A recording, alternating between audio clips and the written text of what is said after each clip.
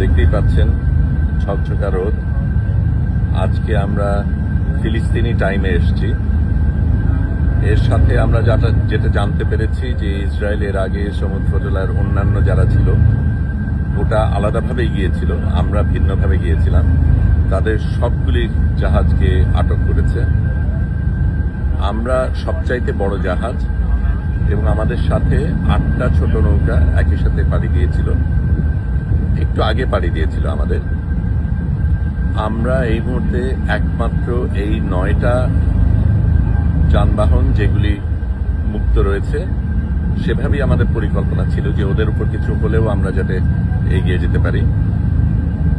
আমরা আজকে ফিলিস্তিনি টাইম জোনে এসেছি, এখনো দূরত্ব রয়েছে, তবে আজকে আমরা এই 8টা ছোট নৌকাকে পার হয়ে যাব এবং তারপর থেকে আমাদের এই জাহাজটাই সবচেয়ে আগে থাকবে।